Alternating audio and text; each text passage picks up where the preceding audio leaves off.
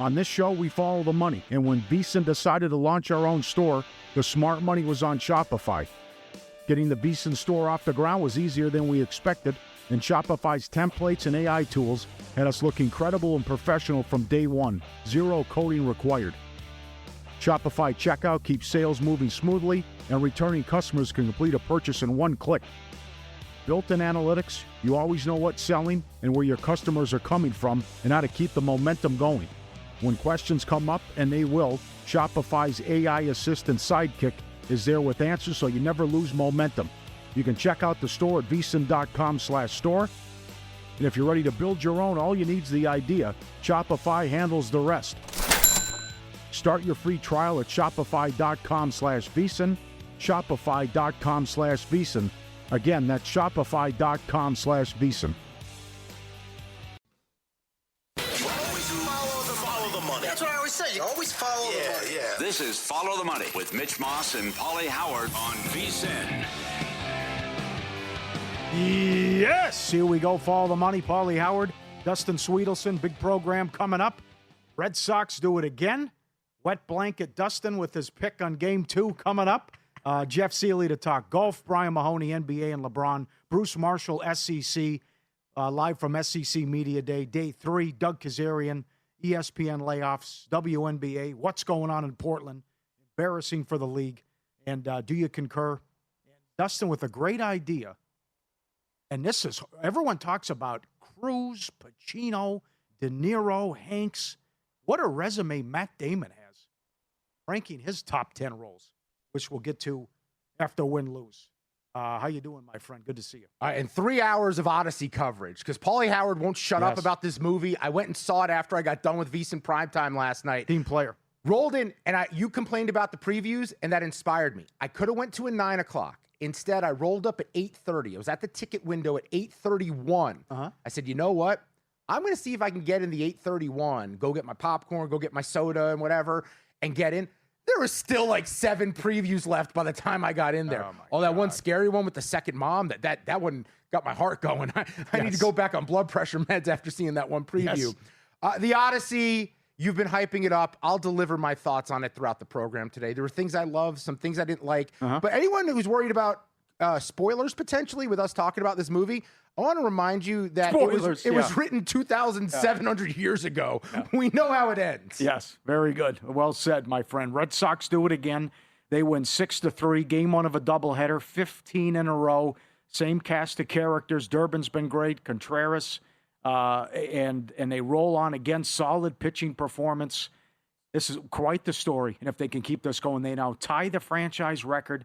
They can break it with a win coming up tonight in 3 hours. Suarez goes, his first appearance in a while. But you think Baltimore's going to get it done and end this streak? Look, you're not supposed to do the do theory thing, but I like Kyle Bradish. I don't love him as much on the road, but Boston's got to be feeling so high. The one thing I'll give Baltimore a chance with, and they didn't do it against Bennett, who's been awesome. Bennett's been a big reason why this surge has happened, but they're not great with OPS. They're not great with average against lefties. They do hit home runs. I think with Suarez, maybe not able to be as effective, not go as deep into the game. I am thinking about Baltimore -1.5. It's +168. That is just a big number in a spot where I know all the momentum's on Boston's side, but at some point this has got to end. Also, it reminds me of Major League. When he hits the homer and he goes too high, too soon. Peaking too soon. I know they're back in the mix and they're relevant, but I don't know if you can keep this up all the way to the end of the season and then into the playoffs as well. Yeah, also have another doubleheader with the Yankees being rained out yesterday. Cole was great, 11 strikeouts, but made one mistake. Rice goes deep in the 7th to tie it at 3. Now the Pirates have the lead in the top of the 10th. 5-3, still batting, 2 on, 1 out. And Cole deserved a better fate in that one. And they couldn't get to Keller, who's been horrendous, and that surprised me. And you are sweating the Brewers, who lead 3-2 at home against the Mets in the top of the 6th. Ooh, don't love that, but part of the handicap there was if you look Milwaukee, the first 2 games of this series, they didn't use Ashby, they didn't use Uribe, they didn't use McGill. They had all their best arms available to win the series 2 out of 3 here. So that was part of the reason why I backed them. Aside from just liking Logan Henderson, I think Logan Henderson, with the Woodruff injury, he has the chance to be a really special arm for them if at some point they decide to actually unleash him and let him go. And he's cooking today, I think 9 strikeouts. Yeah, that's what he had last check as well. Did you get involved in that market today? The daily special you did? I did. Sandy? Yeah, I did Alcantara 20-1, but the Henderson number is kind of going to kill it. I didn't even look at what Logan Henderson was. I can't imagine he was all that all that short of a number. Well, Cole had 11 though. Oh, so that's what you got to face. Oh, then I don't have a shot. You're in trouble. I don't have a shot. Yeah, okay. You're in trouble. And this game exploded in Kansas City, 5-3 Royals. Still betting in the bottom of the 7th against the Giants. And underway in Seattle, no score. Also Arizona as well. How about the Phillies? What a way to lose a game. I was on the Phillies last night. So did I. And I was on them too. It's ridiculous. We had a chance. We had hope. Real Muto, I don't know what he was thinking. I mean, one, Crawford's in a tough spot leading off third. It's hit right at Muncy, who he's standing like face to face with. Your only hope is that Muncy's such a butcher in the field that he's going to throw it away. And he just tries to get into a rundown. I don't know why Real Muto isn't just standing on third and just waiting, because you just need a runner on third. That is the objective here. Him going back to second is completely irrelevant. Gets thrown out trying to go back to second. The game's over. Philly should have won that game. But how about Robleski? This guy keeps getting it done. We keep betting against him. The analytics people say he can't do it. And he's been tremendous for them. And then Wheeler down to 7.5-1 for National League Cy Young. Do you have any exposure? No, would you add more? 50. I have 50-1. Right, first start 50-1, right? 25-1, and then 16-1 a couple weeks ago. I didn't know if he was going to look like the old Wheeler. Awesome. Thoracic outlet surgery. Remember Matt Harvey after it? He had a little like different version of it. It wasn't quite as expansive as what Harvey went with. Dude, the chip on his shoulder. He had 9 strikeouts last night. I think the All-Star game was also a good thing for him. I think he's out to prove something. And if you look at him, I don't know. I don't think he's a Hall of Famer, but it's like the one thing he's missing from one of the borderline careers. Zach Wheeler is a Cy Young Award. He cashed the most strikeouts, daily special, 8-1. Again, deserved a better fate. Made one mistake, and the Phillies couldn't score, and they lose 2-1. Are you thinking they're going to win the National League, though? That's still going to be tough if you got to face Wheeler and Sanchez. I bet them 7-1. I still believe in them. I think they're worth the look to win the World Series. I mean, there's a chance we're all just this is a fool's errand, just trying to go against the Dodgers here. But if you're setting up a series, and some teams are built better for the postseason than they are for the regular season. Yep. If you can give me Sanchez, Wheeler, Luzardo, and who knows what Dombrowski's the GM. Mm-hmm. This window's closing. They've got to make moves. They've got to be aggressive. I anticipate them adding a couple of impact guys, whether it's arms, whether it's backups, bats. They definitely need a bullpen piece because Keller went down. I just think if you're looking at who could potentially take down the Dodgers, well, the Brewers were just swept a year ago in the NLCS. Atlanta, after Chris Sale, there's not a lot to believe in the rotation. You're going to need to do it with elite arms. And to me, that's Philadelphia. And the only other option, the Pittsburgh Pirates. Okay. Set up Paul Skeens 3 times. I took a little 35-1 to win the National League last night. Okay. All right, more baseball coming up in play, and we'll go over tonight's card, which is loaded and stacked. Coming up, Paulie and Dustin VSiN, the Sports Betting Network. The Theater of the Absurd continues. Day 23 with LeBron. Luke sent me a text last night with what was going on with Kalshi. A big move on the Heat. I said, now what happened? No. The stuff, so the Miami Heat, and VSiN retweeted it when it happened, posted a link to their live stream titled LeBron James Intro Press Conference, July 27th. Apparently that person was fired, but they said, don't read too much into what we are just preparing in case he comes here. It's standard practice in media and with pro sports teams. But as a result, another huge move. It's the highest he's been at DraftKings. Miami now minus 225, and he's over 50% at Kalshi now. This is absurd what's going on. And he still doesn't have. So I actually think this happened because I trust my guys in Cleveland because they know everyone and they're connected. I actually think he said and made up his mind it was going to be Cleveland. And then somehow met with Riley, and he changed his mind. Oh. That's what I think what happened. Because there's no way that we should be on day 23, and we still don't know an announcement. And as Rizzo told me today, something's fishy. Miami 50%, Cleveland 27% on Kalshi. June 26th, I bet the Cavs to win the title 45-1. The East 15-1. all hoping that this was going to happen. I'm not wavering. I still think it's Cleveland. Here's what we're going to find out. This is my conspiracy with all of this. LeBron James always wants to be special. And I think that part of milking this is not just for the attention. LeBron James, I think, is going to announce he's a partner with Kalshi. That's the only thing that makes sense. No kidding, yeah. He's going to announce that I am a partner with Kalshi. He's getting a cut of this. He wants to have like the biggest potential market that's ever been bet on there. Dustin, it's up to $200 million in the market. I mean, come on. It's not real. It's not a real market. The movement isn't real. The movement is off of other people believe and start betting on it, and then it reacts that way, and everyone thinks that that's the truth. Are we just sleeping on like the legacy factor of LeBron? And what is to you when you think about him, a guy who cares about what people think about him, right? A guy who's always been very sensitive to where he stands, where he ranks, how he's perceived among the greats. Which team atop that board, whether it's Cleveland, it's Golden State, it's Philadelphia, it's Miami, which one is the one that the guy that LeBron James who has the rabbit ears out, which one makes the most sense for that?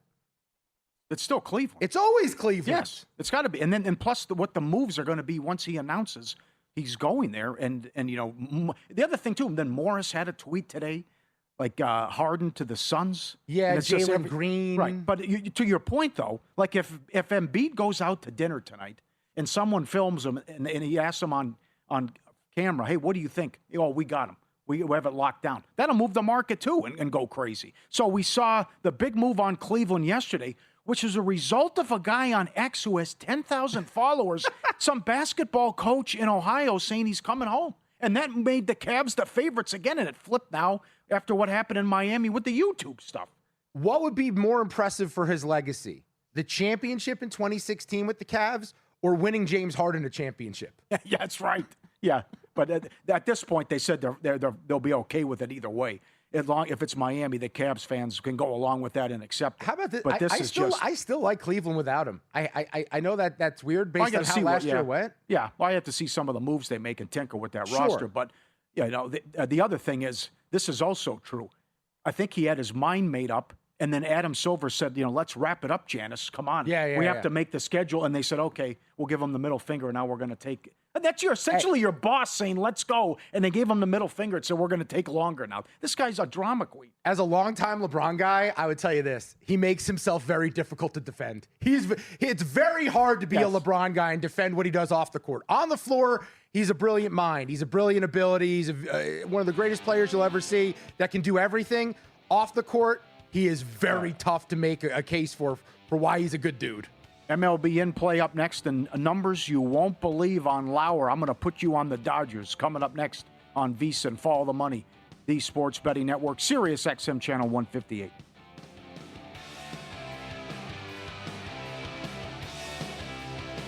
So you're listening to this podcast because you want an edge. But what if I told you you're only halfway there? You've got the mindset. Now it's time to get the toolkit to match. Here's the thing. Pro bettors spend thousands on data and tools, but what they don't want you to know is you can get the same edge for a fraction of the cost with VSiN Pro. With VSiN Pro, you get access to expert picks, public betting data, prop projections, powerful tools, analytics, and more. Tap the link in the description and see why thousands of bettors are already using VSiN Pro to cash more bets.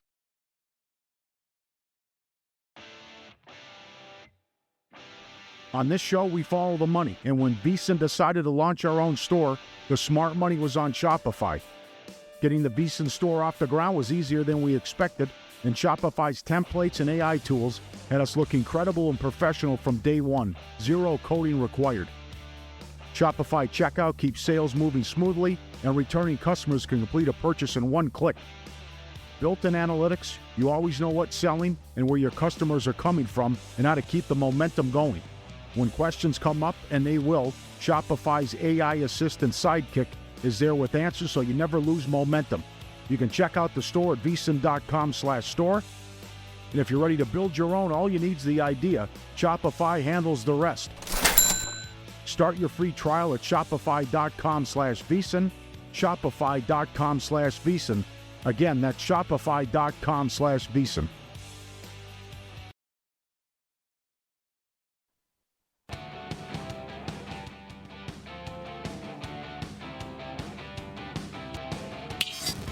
This is Follow the Money on VSiN. 17 games today in Major League Baseball. Red Sox do it again. They win 6-3. Game 2 coming up. Yankees now down to their final out. If this holds, that means the Yankees would have lost 5 of the last 6 games started by Cole. And Fried goes in Game 2. Good numbers career against the Pirates. Yankees have been strong with the number 1 ERA with their bullpen going back.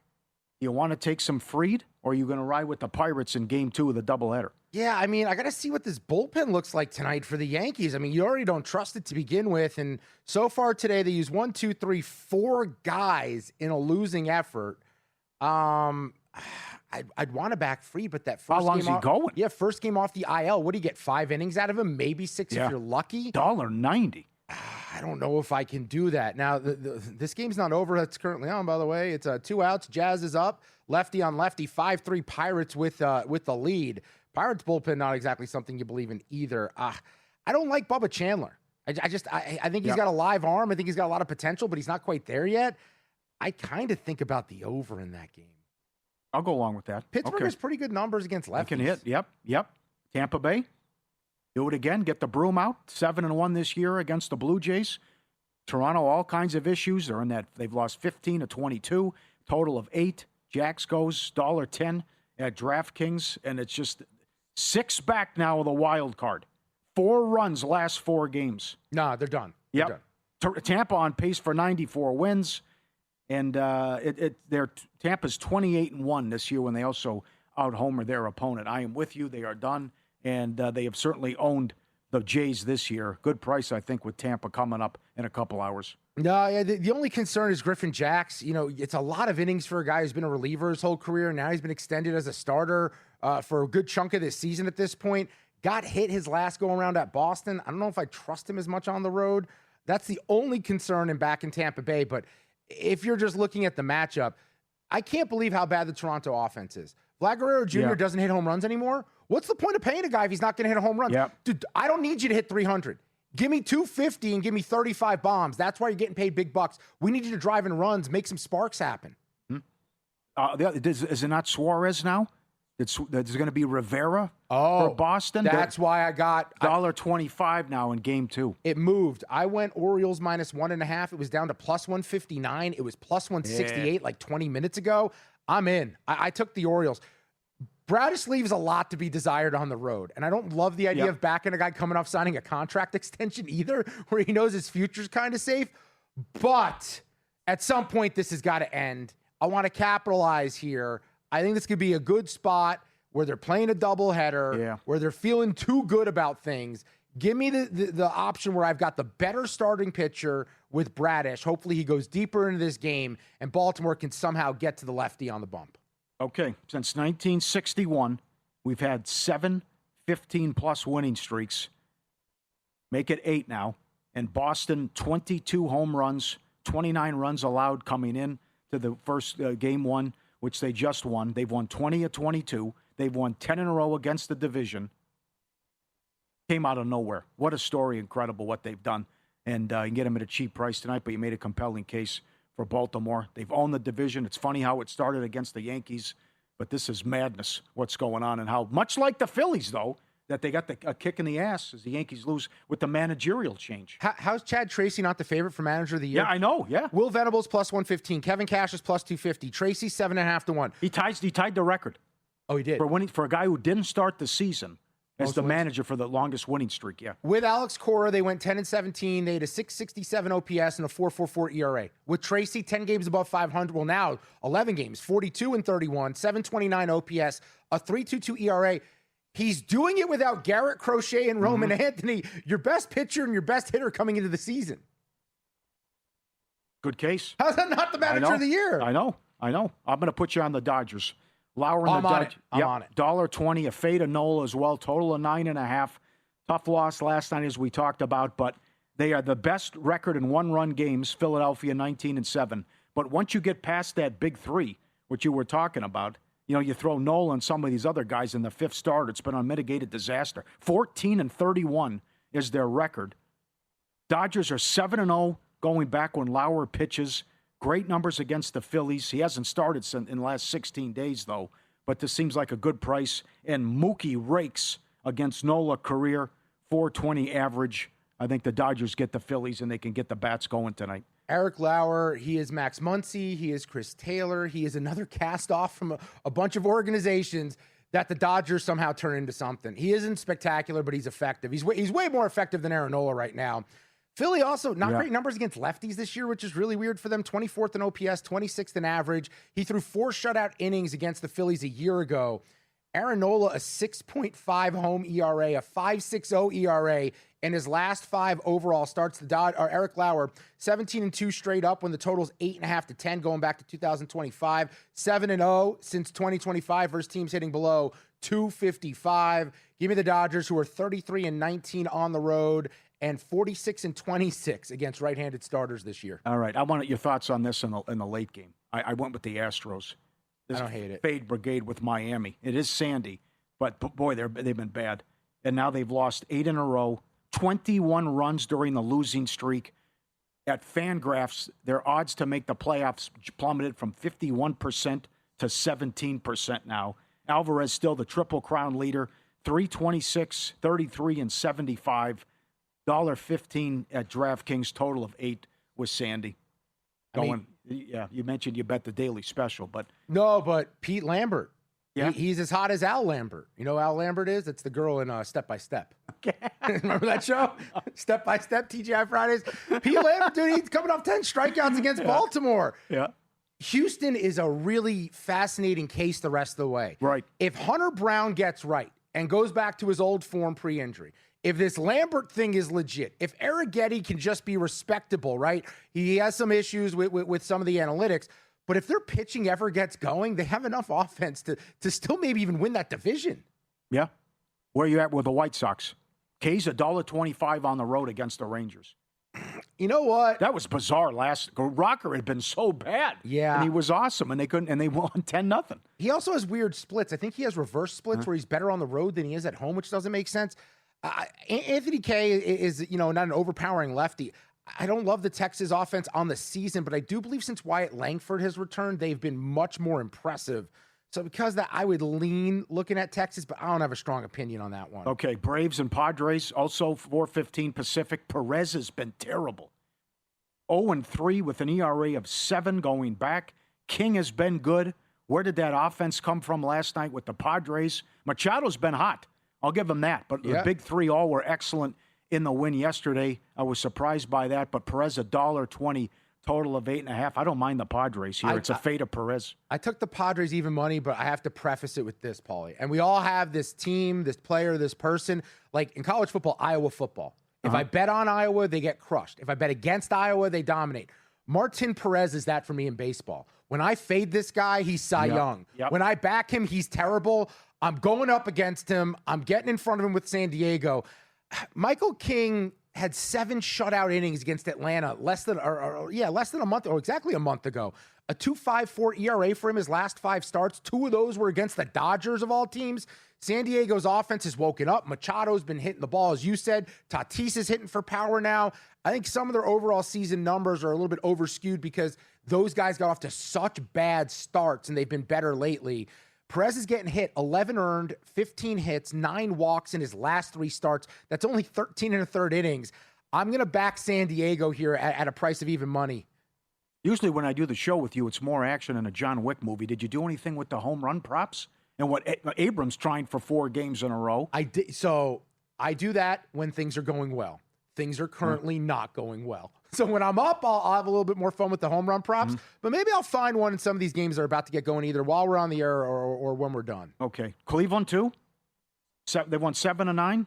I consider Cleveland. I don't like Ober on the road. That he pitches to too much contact. Yeah. I think Cleveland's offense, like the numbers aren't sexy, but they've got some young guys who are coming through. Bazzana with the homer again the other night. DeLauder, when he's healthy, is amazing. He's just never really available. I like this young Cleveland offense a little bit here. I would look at Ciccone in this spot at minus $1.26. 4-2 Brewers in the 7th. Surprising no score in the 4th between the Nats and Rockies. Seattle leads the Reds 1-0 in the 3rd. Arizona up 1-0 on the 3rd in the Arizona. And no score with the Angels and the Cardinals. It's over. Boy, this is ugly. That bullpen is pathetic. And after such a good start and a solid season, They've lost 10 of 14. Detmers has been money, how strong he's been. Just doesn't get much run support. So there's a lot of games going on. We'll update you with the in-play. We'll talk to Brian Mahoney, a little NBA coming up. Win some, lose some. We'll go out to SEC Media Days with Bruce Marshall. But up next, golf, Jeff Seeley to talk 3M, make his case with some bombs and who he likes coming up with the golf on VSiN. Follow the money, the Sports Betting Network. Paulie and Dustin, the Sirius XM Channel 158, live from Circa downtown.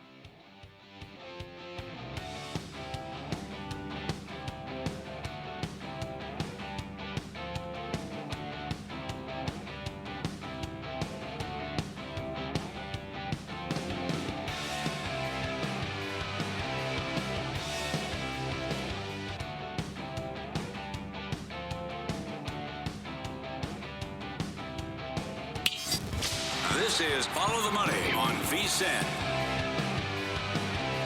Welcome back. Time to talk golf. Weekly spot with Indy Jeff Seeley at Cutmaker Jeff on X. Cutmaker Pod back next week. It's the 3M Open. Twin Cities, baby. Get ready for the bugs, the mosquitoes, and the humidity. But to break it down, we welcome in on the Progressive guest line. How you doing, my friend? Great, Paulie. Great to be with you guys. Dustin, long time to talk. Excited to talk some golf. Let's do it. How about top of the board? Tom Kim, winner without, 23-1. State your case, please. Yeah, guys, I mean, he was a sort of a bust for us last week, but I think if you take out last week and zoom out a little bit, we still see a guy who's in really good form. What's encouraging for Tom Kim in his last two trips here, he's gained across the board in every single category. So his wedges have been very good here. We know he's been in good form recently. Doesn't have to bomb it off the tee. As long as he keeps his drive in the fairway, I think he can make a run here. But his success hasn't been huge here, top 28 and top 26. So I'm going to take a little bit of a conservative route here. I played him a draft 30 minus 132. It's my biggest bet on Tom Kim, and I think that's a really good way to play him. I'll have a little on the outright, but I think it's a very, very good way to start your card with him this week. Jeff, we're going to Paulie's neck of the woods, Minnesota. When you looked at this for the 3M Open over at TPC Twin Cities, what stood out the most about the golfers that you're looking to target? And immediately, who is someone that jumped off the board when you ran your numbers there? You know, honestly, Dustin, you got to keep it in the fairway and you got to hit the greens, which I know sounds kind of like it's not fairly obvious in most courses, right? But there's more water here than any other course on tour. More water hazards, more penalties. So this is certainly one where you got to hit the fairways and you got to hit your greens. So again, it's just that I didn't focus much on distance as I did accuracy, and I want guys who are good on approach and who are going to make their putts. So again, Tom Kim falls right in line with that, and he's one of the first guys I saw. We'll talk about a few more, but certainly Tom Kim at the top of the board when I was thinking about that. We had a guest on Monday, Seth, who got 2,000-1 and won $110,000 on the Open Championship, and he says he just likes to go for dart throws. And I remember we talked to TMI Ozzy, and he liked to play guys who would go out early, and he had a big winner with Highsmith, and it was like at an absurd number and won six figures. Are you trying to look at this and getting involved in dart throws that you see some people have been able to cash some absurd tickets in the last year, 6 months? Yeah, I mean, obviously, look, you've got to bet a decent number to win $100,000 or whatever it's going to be, and I'm probably not going to bet enough to win $100,000 on a guy at 70, 80, 100-1. Now, this is certainly one of those events you could do that, and we'll talk about some guys further down the board that I think are very credible in doing that. But part of the things Paul, is it's hard to bet a guy who's never won before. Yeah. So one of the things I'm looking at as I look at guys who are a bigger dart throw, we'll talk about one. I want somebody who I know can get across the finish line in a PGA Tour event. And that's why, even Ryan Fox, while Ryan Fox was surprised for sure last week at the Open, it's not shocking because the guy's won on tour before. So I think that's one of the things is have they won? This is an event, certainly, we could see a first-time winner because it keeps a lot of people in it. But there's a guy I like a lot this week who's won before that I think you could throw a dart at a little bit. Okay, mid-tier. How about Homa in the 40 to 50 to 1 range? A couple of guys you like. Start with Max, please. Yeah, a couple of guys. Yeah, Max Homa, the winner without market. And again, I played him. He's been playing solid golf since T9 at the Masters in April. Only missed one cut, which was at the PGA. Has 5 finishes in a row inside the top 40. So the fact of the matter is that you playing him top 30, top 40 are really good ways to play Max Homa this week. Again, fairly conservative, but you can get just about even money top 30 and close to that top 40 as well. So I do like Max Homa. And then one of my favorite nicknames on tour, Doug the Gim Reaper, 49 to 1 in the winner without markets. Another guy I like is a top 30 at plus 105 in DraftKings. Played this event 6 times and has 4 finishes inside the top 30, 2 inside the top 20. So his lead-in form's good, 2 top 10s and 2 top 20s in his last 7 events. Tee to green game is there for sure. He's gained tee to green in every event since March. So the only way he doesn't get there is if his putting falls apart, which it can do on occasion. But I don't mind Doug Gim a lot as a mid-tier guy. And then I mentioned this bomb, and I want to talk to 2 guys who I think are really good bombs. And one is Gary Woodland, guys. Gary Woodland won in 63 to 1. He won in March. He's won he's a major champion. He has multiple wins on tour. He's played here 4 times and has a T11 in top 20. So we know he can play here. I would not be surprised at all to see him top 10. He's plus 450 top 10. And he's a guy who I think, again, if you're going to throw a dart, you want to hit a 65 to 1 bet. Gary Woodland could very easily be that this week. And then a guy who's far lesser known is Sam Stevens, also around that 65 to 1 range. Absolute wild card in 2026. Plays almost every week, has 3 top 10s and 4 missed cuts in 23 events. So he can show up or blow up at any time. That's why he's priced where he is. But some guys are just horses for courses. And in 3 trips here, he's managed to gain an average of 3 strokes tee to green and 3 strokes putting. So he has a second and a top 10 place finish.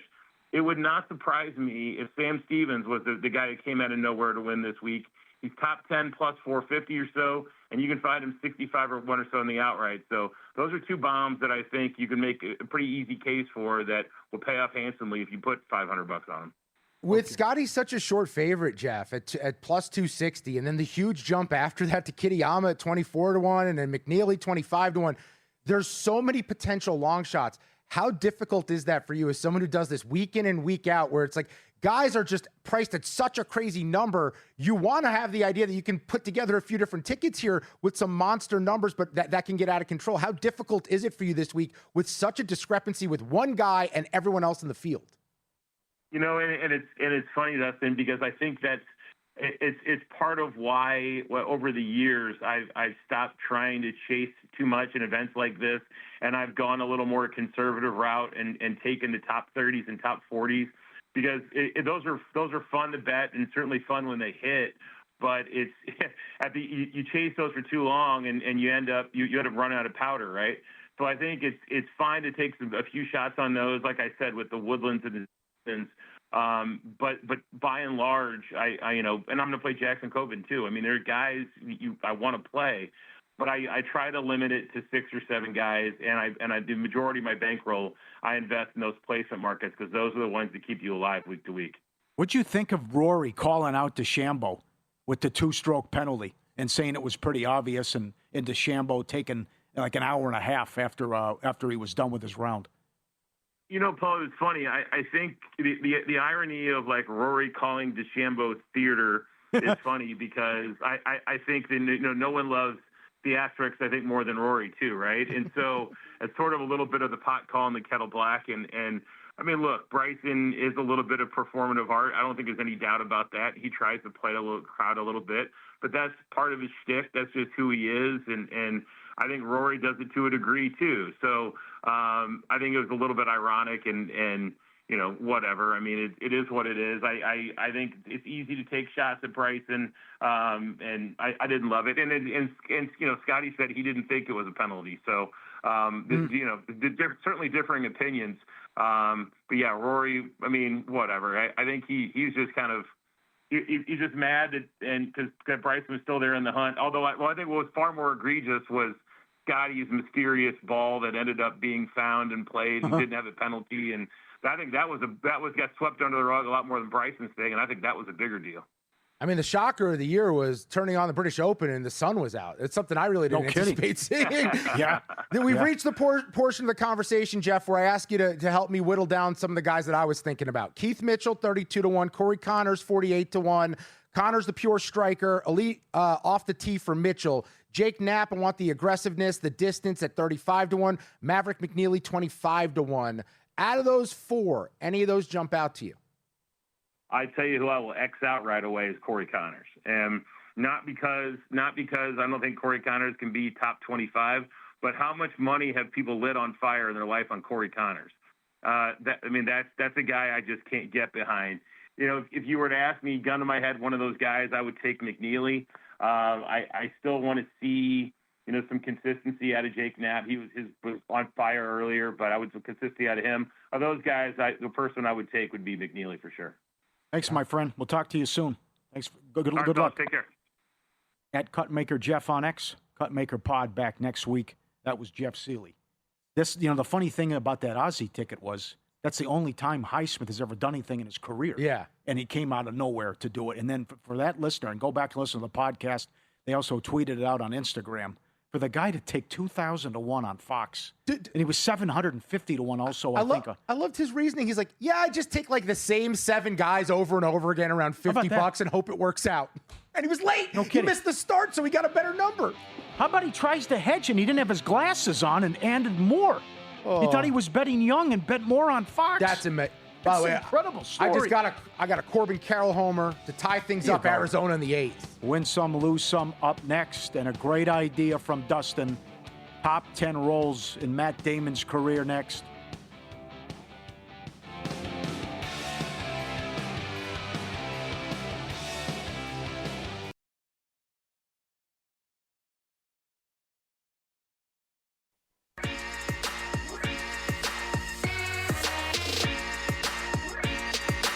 Win Some, Lose Some is sponsored by the Sharp Plays. Were you a winner last night? Wow, winning. Or was it a rough one? Well, they can't all be winners, can they? Loser! You're a loser! Paulie Howard recaps the night in sports betting in Win Some, Lose Some. I love the daily specials at DraftKings and Will Hill every day. Most runs, Rays 20-1. Most strikeouts, Wheeler 8-1. And he was one of the favorites today, but your leader right now is Cole, who struck out 11 in game 1 of a doubleheader. Abrams, 2 bombs, 33-1. Machado, 2 bombs, 55-1. Wilson to go deep was 13-1. And Burns hasn't lost since April as the Reds get it done again. Why are the Nats shopping C.J. Abrams? Come on. You can't say he doesn't fit into our timeline when you're currently winning in your timeline. Yes. Subscribe, be part of the team, vsin.com, our radio and podcast friends. You always want to see these tweets and videos at Paulie Does Vegas on Instagram. Send them in. We'll put you on vacation last week. Take a look at this. I'm not a strong swimmer, Dustin, but this is like Jordan Belfort and Wolf of Wall Street. How much do you think that boat is to rent a week? A week? It looks like a fortress. It's not like Jerry Jones, but that is a few you can't grand? Land you can't land a few 20 grand? No, not even close. How much a week? 90,000. Hold on, do we have breaking news? Did you leave Las Vegas for a vacation? Absolutely. Oh my God, this is the biggest story of the year. Yeah, you try dating a single mother. Yeah, I'm going to Havasu at the end of the month. Not a single mother, but I am going to Arizona. Look at that. 90,000 a week. You tried dating a single mother. Yeah. I tried and failed. I wasn't ready to be a stepfather with a minivan. Oh, it is tough. Minivans in your future, my friend. Dad. Okay. How about this? I love this one with the bully. Like, he got the football, right? I want one. Goes so under the bad. bed. Yeah, right. Get out of here. Tries to bite the kid's hand. He's going to bite him because, no, that's my football. You're not getting it. No, I need an English bulldog. You're awesome. Look at him. They just cost so much money. I know, and I'm we going to go broke. Can't have it out here with the weather.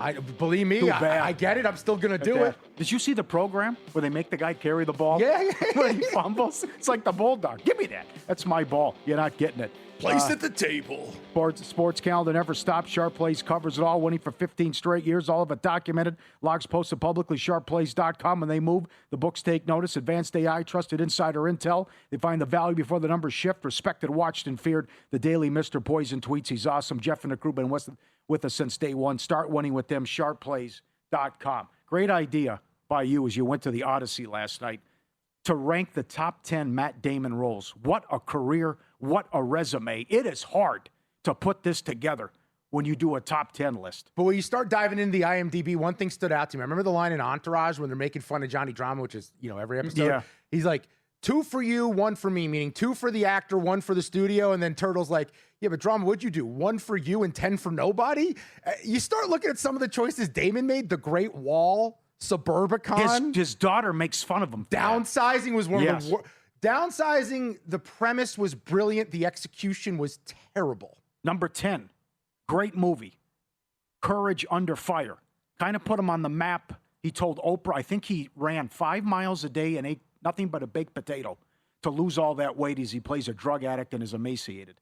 I've never seen it. Oh, Meg Ryan. Ocean's 11 films. Your co-star. As I carried the picture, Ocean 11. Linus, he's great in that movie. Number 8, The Martian. Ooh, that's way too low for The Martian. Really? He's acting by himself. Okay. Number 7, Jason Bourne, Bourne Identity. Number 6, James Ryan and Saving Private Ryan, probably too high. Number 5, Mike McDermott in Rounders. Number 4, talented Mr. Ripley. You haven't seen it. He's Tom Ripley. Does a great job. Number 3, Colin in The Departed. Great movie. Excellent job. Phenomenal acting. Great cast. Number 2, Good Will Hunting. Wow. And number 1, with a bullet. I'm surprised he's not the favorite. At Kalshi, it's still Tom Cruise for Digger. I will go The Odyssey. Absolutely. Wait, really? Tom Cruise, number 1 still? Can you believe that? That's like a cartoonish movie. They're not going to give him an Oscar. How can that movie be good? This is not anything meant to be offensive to Netflix. That looks like a Netflix movie. It looks like I don't even know. All right, here's what I went with. Yeah. Luke, I don't know if you got my updated list. So I'm just going to read off what I sent in the updated one. That's not this one. Hit me. First of all, honorable mention, the cameo in Euro Trip. Scotty Doesn't Know, singing the song. Number 10 for me, I'm going Ocean's 11. I'm with you. I have The Departed at 9. I view that as a DiCaprio and Jack movie more than him. He's kind of like a third, fourth wheel. Number 8, he plays the anti-Semite in School Ties. Brendan Fraser, the Jewish kid playing football at a prep school back in the day. Uh-huh. Number 7 is Sonny Vaccaro in Air. I didn't see it. You didn't see Air? I haven't seen Air yet. It's a lot of talking. Yeah. It's like mostly just talking, not a lot of action. But even though I love Sonny Vaccaro, he's nothing like Sonny Vaccaro is like a character and funny and different. But he's brilliant, Damon. He's so likable in it. I have Jason Bourne 6. This is my hot take.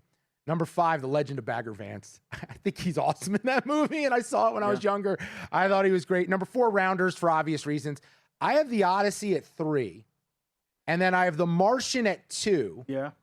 And I still stand by Good Will Hunting. He's so charming and so abrasive at the same time in Good Will Hunting. Yeah. You are rooting for this guy who can't get out of his own way. Right. He doesn't even know why he's a tortured soul. He plays off of everyone perfectly, where he has to be so many different types of a character to so many different actors. The scenes with Robin Williams are great. And then contrast it with his boys, contrast it with the girlfriend.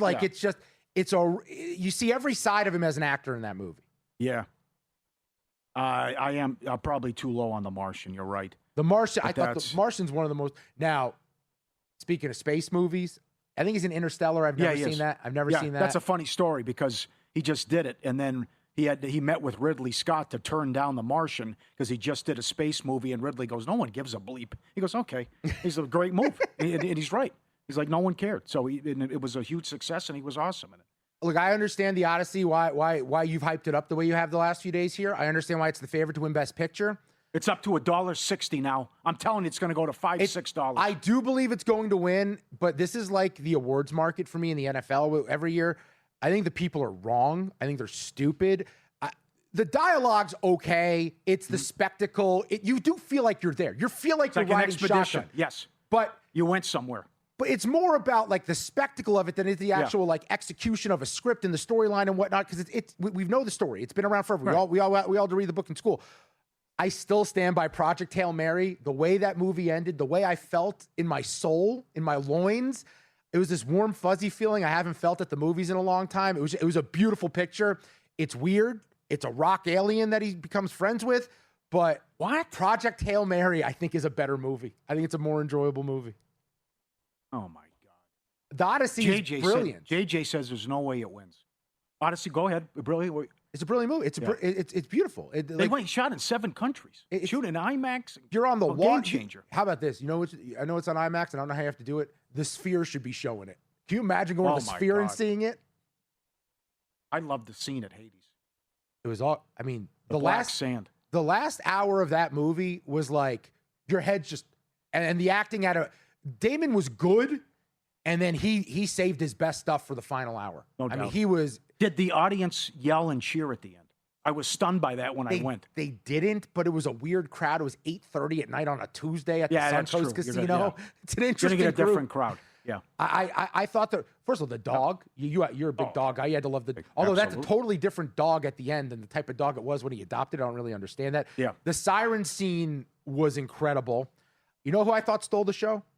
Robert Pattinson. Yeah. I don't remember the name of the character. He was so unlikable. The only comparison I have is he was so brilliant and so unlikable. I think it's going to hurt his roles down the road. Really? He was like the actor in Joffrey you got in Game of Thrones.